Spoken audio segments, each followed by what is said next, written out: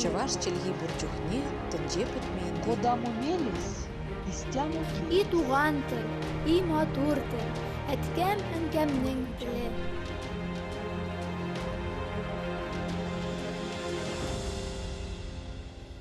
Исәнмесез, сіз Татарстан 24 каналында туған тіл тапшуын қарайсыз. Сізнің білән мен Гүлүсә Сыңғатуллина. Бүгінгі тапшу Қытайда яшәүче татарлар, оларның тарихи, милли һәм тел үзенчәлекләре, Татарстан белән мөнәсәбәтләре һәм яшәешләре хакында. Қытай Халық Республикасында төрки халыклар күпләп айрым алганда казахлар, уйгырлар, үзбәкләр һәм татарлар яши. Татарларны Қытайда ике төрле атап йөртәләр: татарлар һәм даданнар. Олар Қытайда яшәүче һәм ислам динен тотучы 10 милләтнең берсен тәшкил итә. Қытайдағы татарлар ике зур төркемнән гыйбарәт. Дәүләтнең көнчыгыш төньяк территориясы булган Маньчжуриядә яшәгәннәре һәм илнең көнбатыш өлкәләрен тәшкил итүче Шәрқи Төркстан яки Уйгырстан җирләрендә төпләнеп гомер кичергәннәре. Тамырлары бер булса да, аларның ыешу һәм яшәү шартлары, язмышлары төрле. Татарларның күп өлеше Синьцзян, Шаньзи, Хуиск автономияле округында, Или һәм Чен районнарында яшиләр. Синьцзянда 5000-гә якын татар исәпләнә. Шулай ук Пекинда, Тяньцзин, Харбин һәм башка зур шәһәрләрдә татарлар яшәү билгеле. Татарлар күпләп яшәгән зур шәһәрләрдән Гөлҗә, Урумчи, Чаучак шәһәрләре санала. Бүгінгі көндә Қытайда яшәүче татарлар күбрәк фән, хезмәт белән мәшгуль. Анда аларның бүгінгі көндә милли мәктәпләре юк. Уйгыр, казахлар кебек татарлар күбрәк Қытай телендә белем алалар. Нигездә Қытай телендә аралашалар. Татар теле күбрәк гаиләдә кулланыла.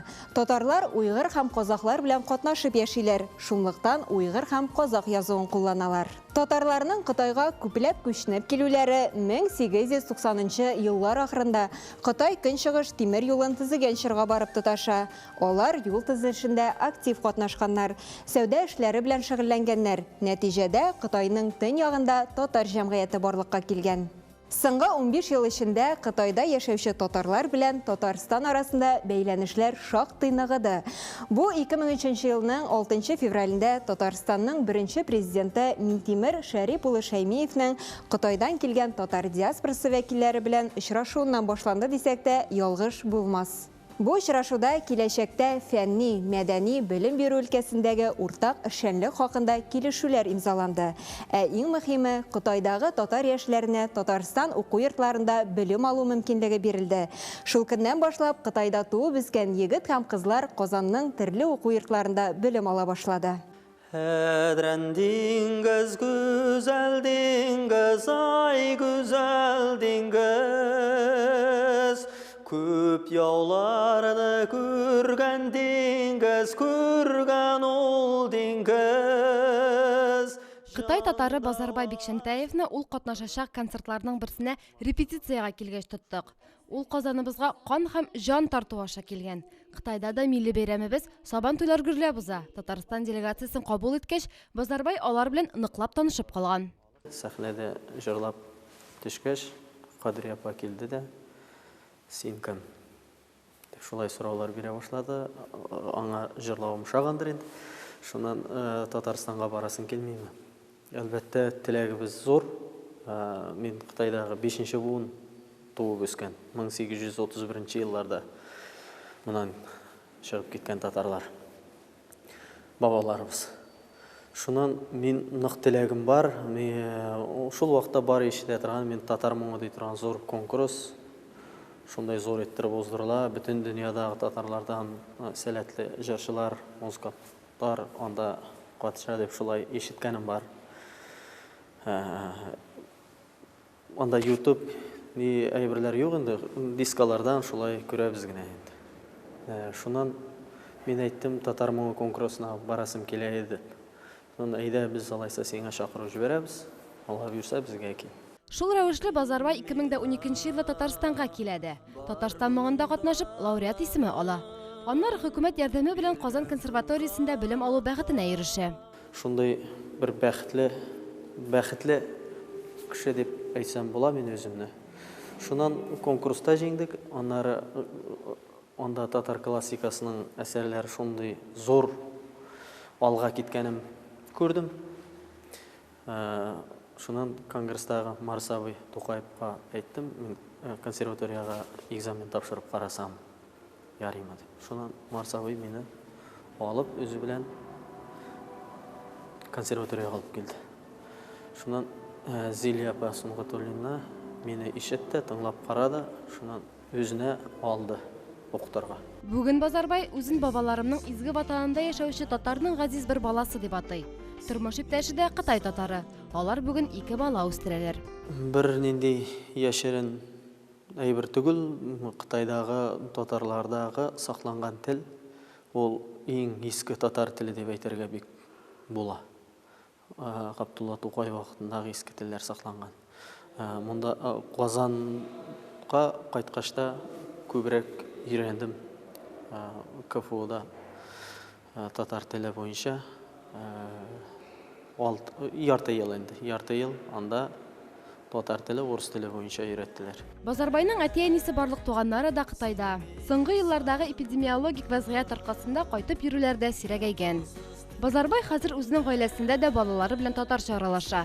Милләтен хөрмәт иткән кеше телен онытмас ди ул.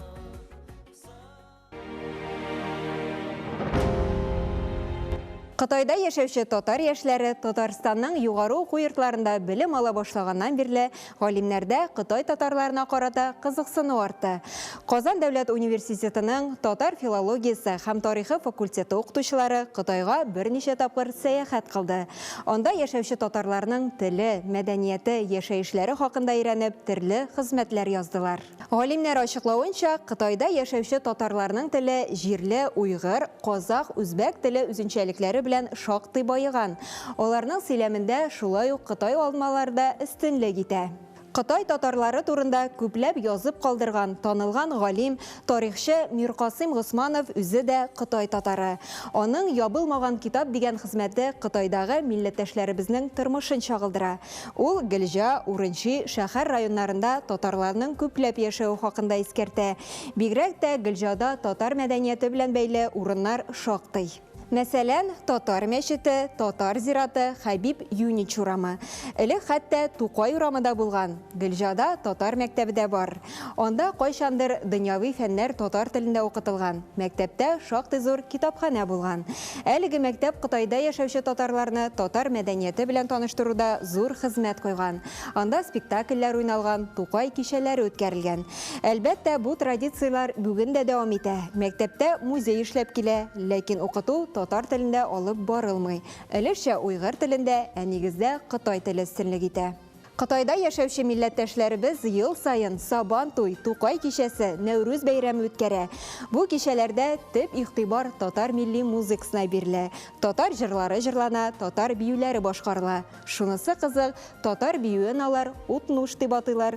Ул берникадәр рус биюен хәтерләтә. Қытай татарлары милләтебезнең тарихи җырларын бик күп беләләр.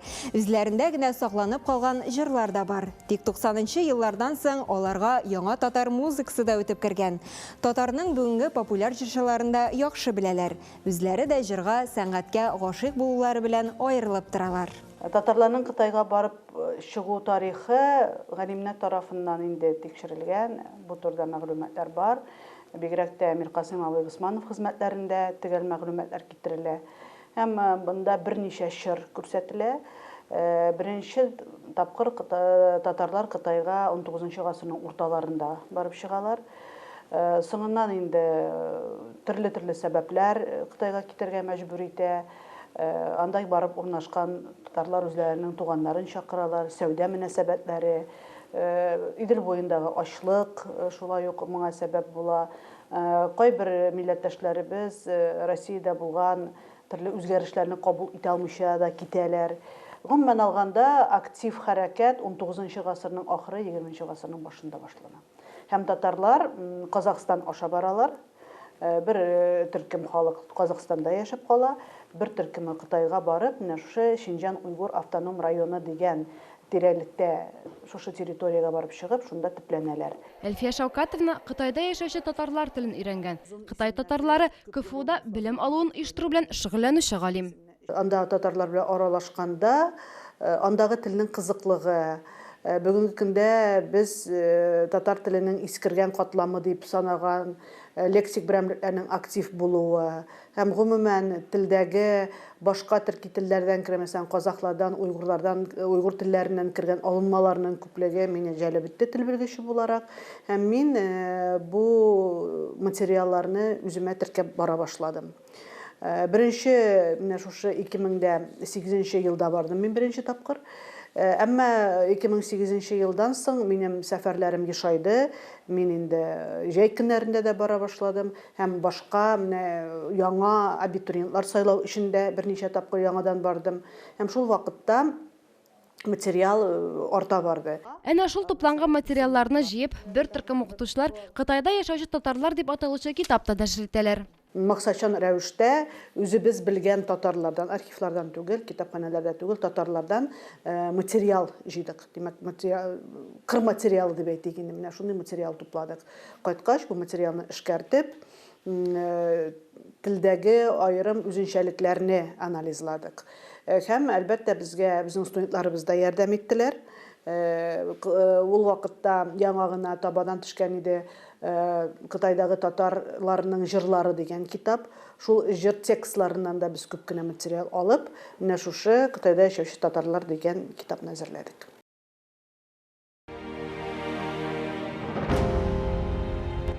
20 гасырның 30 елларына кадәр Кытайда татар мәктәпләре шактый булган. Олар телне сакларга ярдәм иткән, хәтта татар гәҗитләре дә басылган. Мәсәлән, Кулҗада ага дигән гәҗит чыгарылган. Татар теле сәүдәгәрләр теле булып саналган. Кулҗа уртасында Ташләпкә дигән базар бар. Базарның исеме татар теленнән таш лавка дигән сүздән барлыкка килгән. Анда 60лап татар сәүдәгәре сәүдә иткән. Татар телен саклап калуда ислам диненең дә өлеше зур. Чөнки мәчетләрдә вәгазьләр татар телендә алып барылган. Гомумән анда яшәүче татарлар өчен татар теле көндәлек аралашу теле булган. Хәтта татар мәктәбендә укыган уйгыр, казах, дүнгән милләтеннән булган кешеләр дә татар телен бик яхшы белгән һәм аралашып яшәгәннәр. Кытай татарлары теленең кайбер кызыклы үзенчәлекләрен дә барлык. Гаилә, туганлык белән бәйле сүзләргә тукталып үтик. Алар әтине әттә дип йөртәләр, әниләренә тәтә дип эндәшәләр. Шунысы кызык, әнине апа дип әйтүдә шактый еш очрый. Бу уйгыр теленнән кергән алынма. Шулай ук катнаш гаиләләр булуы туганлык терминнарына үзгәреш кертә. Мәсәлән, гаиләдә ир кеше татар, аның хатыны уйгыр милләтеннән булса, ул гаиләнең балалары әтиләренә әттә дип, әниләренә апа дип эндәшә. Әби бабайга килгәндә, татарларда әби, әннә, уйгырларда чуң апа, ягъни зур әни дип йөртелә. Ризык атамаларына игътибар итсәк, алар хәзерге әдәби тел белән күп очракта уртак. Мәсәлән, Кытай татарлары да пәрәмәч, бәлеш пешерә, әмма бездә булмаган катлы-катлы камырдан пешерелүче бакали дигән ризыклары да бар. Алар аеруча да камыр ашлары пешерергә ярата, ә уйгырлар камыр ризыкларын пешерергә татарлардан өйрәнгән. Бездә популяр булган гөбәдия, чәкчәк кебек ризыклар анда пешерелми. Ләкин гает бәйрәмнәрендә самза дигән ризык пешерелә. Ул безнең чәкчәк камырыннан эшләнә. Уйгырларда лагман бик популяр. Ул көндәлек ризык булып санала. Әдәби тел белән чагыштырганда, Кытай татарлары телендә хайван атамаларында аермалар шактый. Мәсәлән, әтәч аларда хораз, тавык, тухо, мәчет, мышык, кәҗә, үшкә. Бу сүзләр уйгырлардан кергән алынмалар.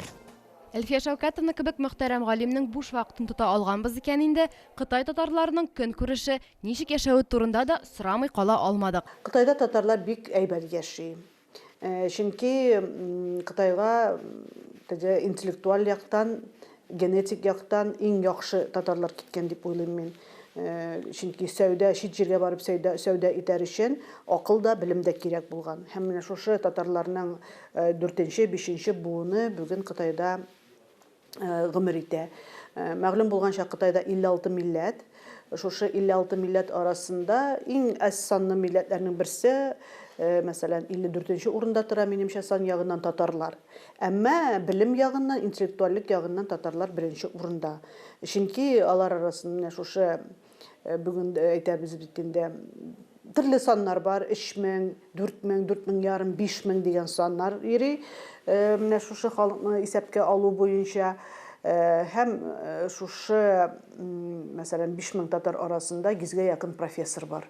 Әлбәттә, бу бик зур саннар. Тик дәрәҗәле шәхесләр исемлеге моның белән генә тәмамланмый әле. Бик зур предприятие хуҗалары бар. Медицина өлкәсендә, хәтта Кытайның инде менә Кытайның Шинҗан Уйгур автоном районының 2 сәламәтлек саклау министры татарлар. Рәкыйп абый Аббас элегрәк булган, кызганыч бу ел мәрхүм булды күптән түгел генә. Һәм бүген, мәсәлән, Илзат әфәнде, ул да татар егете, бүген Кытайда Шинҗан Уйгур автоном районының медицина өлкәсендә медицина сәламәтлек саклау министры булып эшли. Шулай ук Кытайлар арасыннан Бөек Кытай мәҗлесенең депутатлары бар татарлардан. Мәсәлән, Абдулла Аббас 3 чакырылыш депутат булды. Ул хәтта тарихта булмаган депутатлар 2 тапкыр гына чакырыла ала.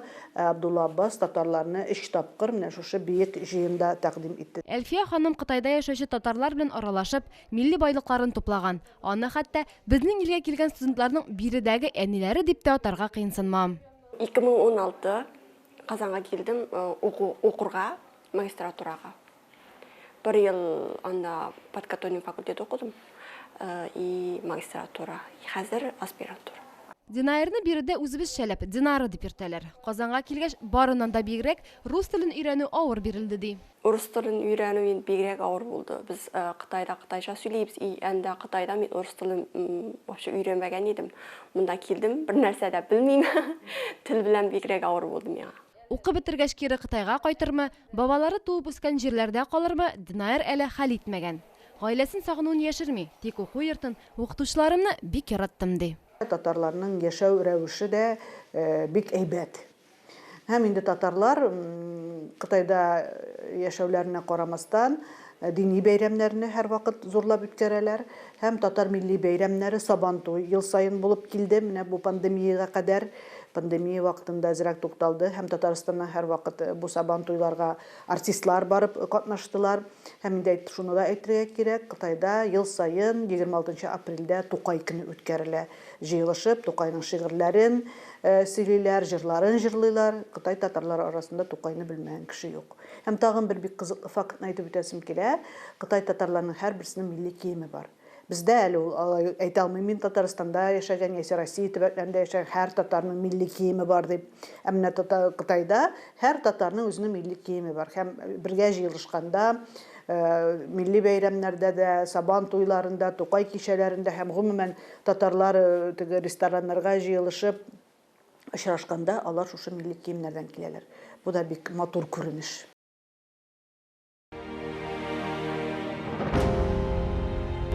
Кытайда яшәүче татарларның фольклорына килгәндә, аларның үзләренә генә хас җырлары, көйләре бар. Шулай ук безнең каз канатын да яратып җырлыйлар. Тик бу җырның көе башка. Татарстан татарларында яшәп килгән такмакларны үз җирлекләренә яраклаштырып җырлау да күзәтелә.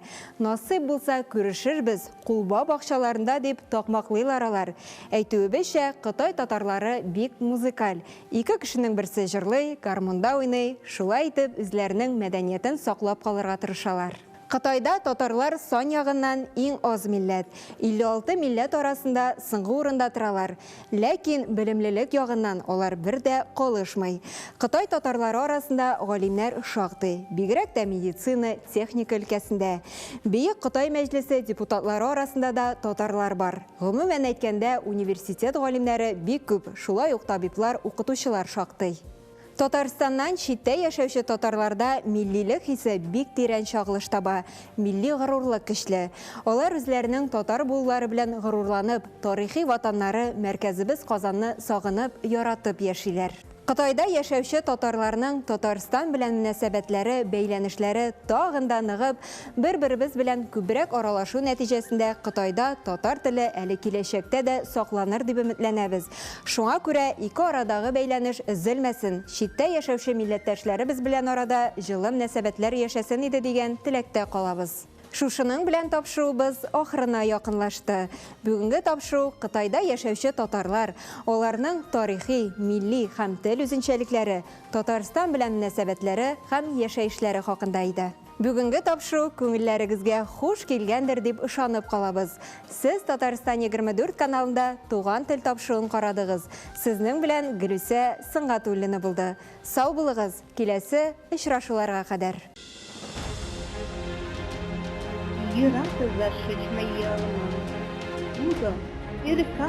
Чаваш челги бурчухне, тінже путмейін. Кодам умелись, истям И туған тіл, и матур тіл, әткәм әнкәмнең тілі.